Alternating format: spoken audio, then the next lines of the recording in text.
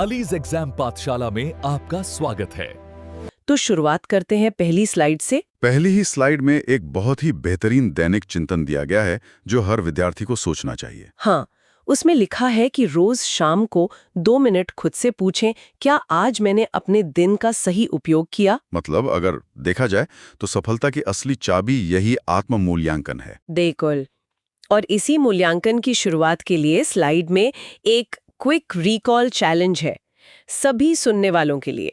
मैं ये 5 MCQs ठीक वैसे ही रख रहा हूँ जैसे वे नोट्स में दिए गए हैं। और बता दें कि हम इनके उत्तर यहाँ नहीं देंगे, ये सिर्फ सोचने के लिए एक चुनौती है। तो सवाल नंबर 1, विवेकानंद रॉक मेमोरियल कहाँ है? सवाल 2, वायुमंडलीय दाब का मात्रक क्या है? सवाल 3, वित्त विधेयक किस अनुच्छेद में है? बिल्कुल। और चौथा सवाल है कि lion safari park Uttar Pradesh के किस जिले में है? और अंतिम सवाल 5, चित्रकला का स्वर्ण युग किस मुगल शासक का काल था? अरे वाह, इन सवालों को दिमाग में चलने दीजिए। अब खुद के मूल्यांकन से अगर हम देश के सबसे बड़े मूल्यांकनकर्ता की तरफ बढ़ें, यानी हमारा सर्वोच्च न्यायालय। हाँ, तो स्लाइड 2 के अनुसार सुप्रीम कोर्ट का इतिहास 1773 के रेगुलेटिंग एक्ट से शुरू होता है, जो कि ब्रिटिश प्रधानमंत्री नॉर्थ की एक गुप्त समिति की सिफारिश पर लाया गया था। अच्छा, इस गुप्त समिति का उद्देश्य मुख्य रूप से ईस्ट इंडिया कंपनी पर लगाम कसना था। मतलब कंपनी इतनी बेलगाम हो गई थी कि ब्रिटिश संसद को ये तरीका अपनाना पड़ा और इसी के तहत 1774 में कलकत्ता में पहले सर्वोच्च न्यायालय की स्थापना हुई। और ये एक अभिलेख न्यायालय था। इसमें एक मुख्य न्यायाधीश और 3 अन्य जज थे। पहले मुख्य न्यायाधीश सर एलिजा इम्पे थे। लेकिन वो न्यायालय और जो आज का हमारा सुप्रीम कोर्ट है, उसमें तो जमीन आसमान का फर्क है ना? बिल्कुल। आज का वर्तमान न्यायालय संविधान के भाग 5 में अनुच्छेद 124 से 147 तक वर्णित है, जिसकी स्थापना 26 जनवरी 1950 को हुई और उद्घाटन ठीक 2 दिन बाद 28 जनवरी 1950 को नई दिल्ली में हुआ। एकदम सही। इसके पहले मुख्य न्यायाधीश H.J. कानिया थे और वर्तमान में इसमें कुल 34 जज हैं, 1 CJI और 33 अन्य। और इतनी बड़ी शक्ति होने के कारण इन्हें पद से हटाने की प्रक्रिया भी बहुत जटिल है, जिसे महाभियोग कहते हैं। इसका मुख्यालय नई दिल्ली में है। अब स्लाइड 3 पर आते हैं, जहां जजों की योग्यताएं और वेतन की बात है। अनुच्छेद 124(2) के अनुसार भारत का नागरिक होना अनिवार्य है। हाँ, और साथ ही 5 वर्ष तक किसी उच्च न्यायालय में जज रहा हो या 10 वर्ष तक हाईकोर्ट में अधिवक्ता रहा हो, या फिर राष्ट्रपति की नज़र में एक पारंगत विधिवेत्ता हो और इनकी नियुक्ति सीधे राष्ट्रपति द्वारा की जाती है। वेतन की बात करें तो अनुच्छेद 125 के तहत मुख्य न्यायाधीश को 2,80,000 और अन्य जजों को 2,50,000 रुपए मिलते हैं। और ये सारा वेतन भारत की संचित निधि से दिया जाता है। मतलब इस पर संसद में कोई मतदान नहीं हो सकता, ताकि न्यायपालिका स्वतंत्र रूप से काम कर सके, है ना? बिल्कुल। इसी के साथ अनुच्छेद 129 इसे अभिलेख न्यायालय का दर्जा देता है और 135 के तहत ये संघीय न्यायालय के कार्य करता है। अब ये तो हुई न्याय की बात, पर ये न्यायपालिका किन अधिकारों की रक्षा करती है? इसके लिए स्लाइड 4 में मानवाधिकारों का बहुत अच्छा वर्गीकरण है। हाँ, कारेल वासा द्वारा दी गई मानवाधिकार की 3 पीढ़ियां जो फ्रांसीसी क्रांति पर आधारित हैं। प्रथम पीढ़ी में नागरिक और राजनीतिक अधिकार आते हैं और द्वितीय पीढ़ी में आर्थिक, सामाजिक और सांस्कृतिक अधिकार। और जो तृतीय पीढ़ी है वो सामूहिक या एकजुटता के अधिकारों की बात करती है, जैसे शांति और पर्यावरण। मतलब इसे एक पिरामिड की तरह देखा जा सकता है। इंसान पहले अपनी व्यक्तिगत आज़ादी चाहता है, फिर आर्थिक सुरक्षा और अंत में जाकर वैश्विक शांति की बात करता है। बहुत ही सटीक एनालॉजी है ये। और इन्हीं अधिकारों और सुरक्षा के लिए हमारे पास NIA जैसी संस्था है, राष्ट्रीय जांच एजेंसी। 2008 के मुंबई हमले के बाद इसकी जरूरत महसूस हुई। 2008 में अधिनियम आया और 2009 में स्थापना हुई। ये सीधे गृह मंत्रालय के अधीन काम करती है। वर्तमान प्रमुख राकेश अग्रवाल हैं। और सबसे दिलचस्प बात जो नोट्स में है, इसे विदेश में भी जांच करने का विशेष अधिकार है, जैसे 2023 के लंदन उच्चायोग हमले की जांच। एकदम। अब आधुनिक कानून से जरा पीछे चलते हैं, स्लाइड 5 की तरफ, जहां मुगल काल और धर्म के संघर्ष की बात है। अरे हाँ, औरंगजेब, जिसे जिंदा पीर कहा जाता था, उसकी उपाधि आलमगीर थी, शाहजहां और मुमताज का पुत्र। उसने बहुत सी पाबंदियां लगाई थीं। नौरोज पर रोक, झरोका दर्शन बंद और दरबार में नृत्य पर भी पूरी तरह पाबंदी। पर नोट्स में एक लाइन है जो बहुत चौंकाती है। उसका वाद्य यंत्र वीणा था, समुद्रगुप्त की तरह। मतलब जो शासक खुद वीणा बजाता था, उसने कला पर इतनी पाबंदियां क्यों लगाई? यही इतिहास का विरोधाभास है। शासक के तौर पर वो कट्टर था। उसने निर्माण भी खास नहीं किए, बीवी का मकबरा बनवाया, जिसे दक्षिण का ताजमहल कहते हैं, पर उसे अक्सर फूहड़ नकल भी माना जाता है। सही कहा। और इसी कठोरता के कारण उसका सिख धर्म से बहुत बड़ा संघर्ष हुआ। सिख धर्म के प्रमुख गुरुओं का पूरा क्रम नोट्स में है। पहले गुरु गुरु नानक देव जी, जिन्होंने धर्म की स्थापना की और लंगर व्यवस्था शुरू की। उनकी प्रमुख रचनाएं जपू जी और बाबरवाणी हैं। इसके बाद दूसरे गुरु गुरु अंगद देव जी ने गुरुमुखी लिपि दी। फिर चौथे गुरु रामदास जी ने अमृतसर की स्थापना की। और 10वें गुरु गोबिंद सिंह जी का योगदान बहुत विशाल है।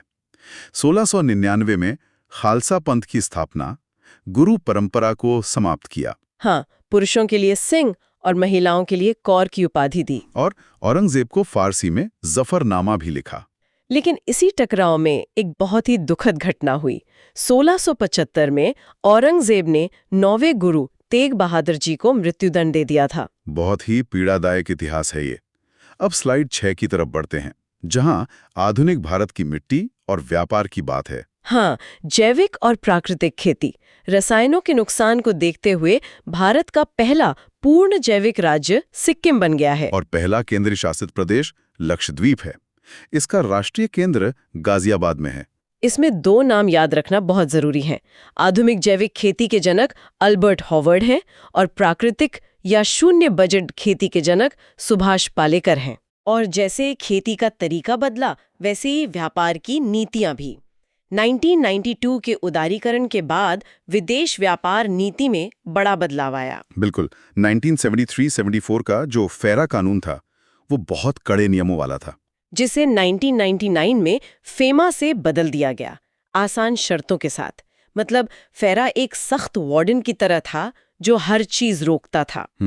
और फेमा एक मार्गदर्शक या मैनेजर की तरह है जो व्यापार को सही दिशा देता है। एकदम सही तुलना है।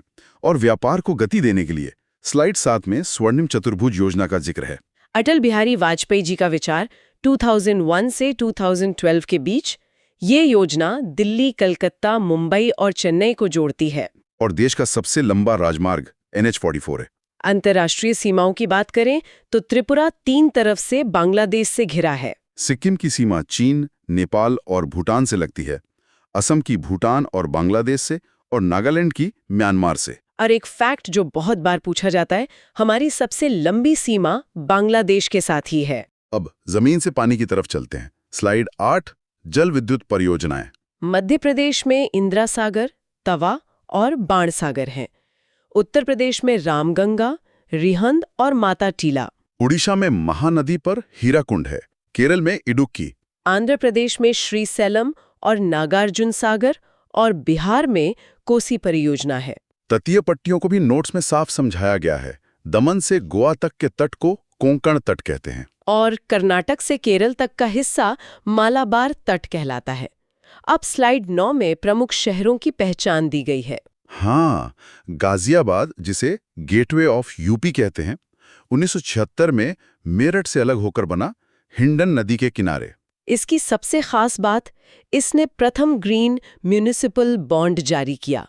यहाँ पुलिस संग्रहालय और साइंस पार्क भी है। मतलब गाजियाबाद एक तरह से आधुनिक फाइनेंस का प्रतीक है। बिल्कुल। और इसके एकदम उलट है वाराणसी, दीपों का शहर, गंगा के तट पर बसा, जो हमारी प्राचीन धरोहर का प्रतीक है। वहाँ लाल बहादुर शास्त्री हवाई अड्डा है, काशी विश्वनाथ, भारत माता मंदिर और चौखंडी स्तूप है। भारत कला भवन और डीजल लोकोमोटिव वर्क्स भी वहीं हैं, और इसके एकदम समीप सारनाथ स्थित है। संस्थानों की बात करें तो मौसम वेधशाला पुणे में है और वन अनुसंधान संस्थान देहरादून में है। अब स्लाइड 10, जहां आर्थिक संकट और योजनाओं का जिक्र है। 1991 के विदेशी मुद्रा संकट के समय IMF ने बहुत मदद की थी। IMF की स्थापना 1944 में ब्रिटन वुड्स सम्मेलन में हुई थी। मुख्यालय वॉशिंगटन डीसी में है। अच्छा, नोट्स में आईएमएफ की मुद्रा एसडीआर को पेपर गोल्ड कहा गया है, मतलब कागज और सोना ये दोनों साथ में कैसे? असल में ये कोई धातु वाला सोना नहीं है, ये एक तरह की कृत्रिम अंतर्राष्ट्रीय मुद्रा है जिसकी कीमत बहुत स्थिर होती है, इसीलिए इसे पेपर गोल्ड कहते हैं। अरे वाह, समझ गया। इसके अलावा एडीबी का मुख्यालय मनीला में और डब्ल्यूटीओ का जिनीवा में है। योजनाओं में 2015 की उदय योजना है जो बिजली वितरण कंपनियों के लिए आई थी, और पीएम उज्ज्वला योजना, इसका पहला चरण 1 मई 2016 को बलिया से शुरू हुआ। नारा था स्वच्छ ईंधन बेहतर जीवन।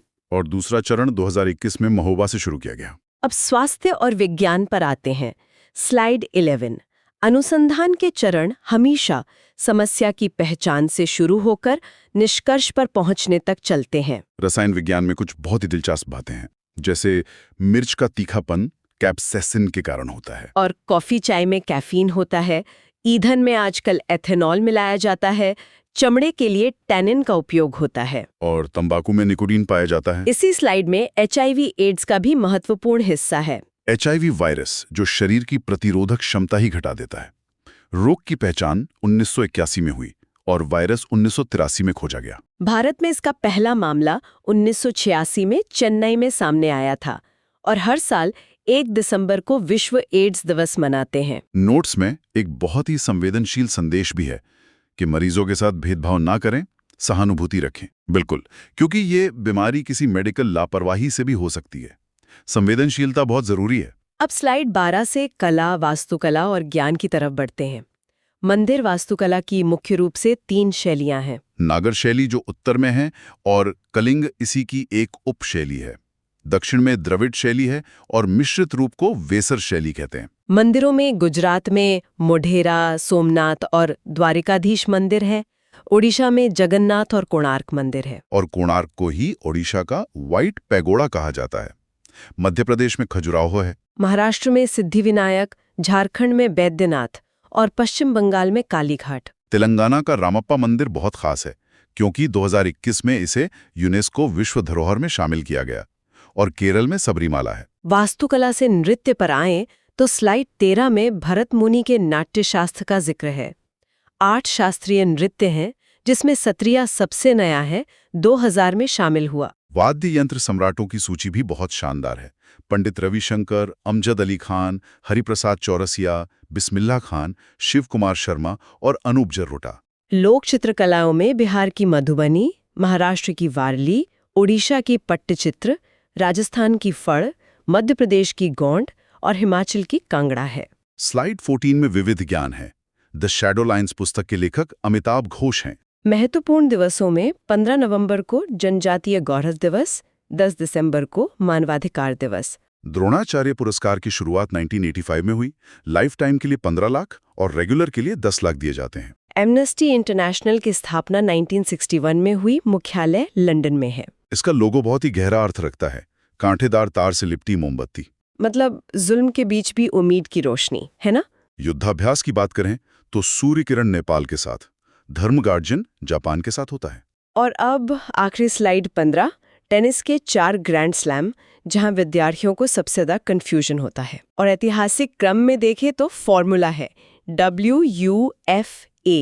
सबसे पुराना विंबलडन 1877, फिर US 1881, फ्रेंच 1891 और सबसे नया ऑस्ट्रेलियन 1905 है। लेकिन जब हम कैलेंडर वर्ष की बात करते हैं तो ये क्रम एकदम बदल जाता है। AFWU हो जाता है। मतलब साल की शुरुआत ऑस्ट्रेलियन से, फिर फ्रेंच, फिर विंबलडन और अंत में US ओपन। एकदम स्पष्ट। और इसी के साथ नोट्स के अंत में 2 बड़े अपडेट हैं। पीएमओ का नया नाम अब प्रधानमंत्री कार्यालय परिसर कर दिया गया है। और सबसे बड़ी घोषणा, 15 अप्रैल 2026 को सुबह 6 बजे 500वीं विशेष क्लास का आयोजन होगा। इसलिए विद्यार्थियों के लिए स्पष्ट हिदायत है, अपना फोकस 100% बनाए रखें, कोई भटकाव नहीं होना चाहिए। बिल्कुल।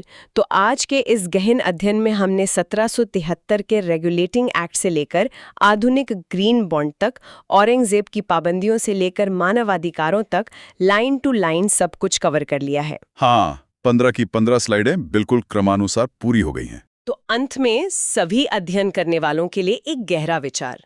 सोचिएगा कि कैसे इतिहास के ये पुराने कानून आज भी हमारे रोजमर्रा के जीवन और अधिकारों की दिशा तय करते हैं। ये सोचने वाली बात है।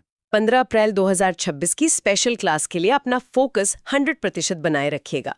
जय हिंद, जय भारत। जय हिंद, जय भारत।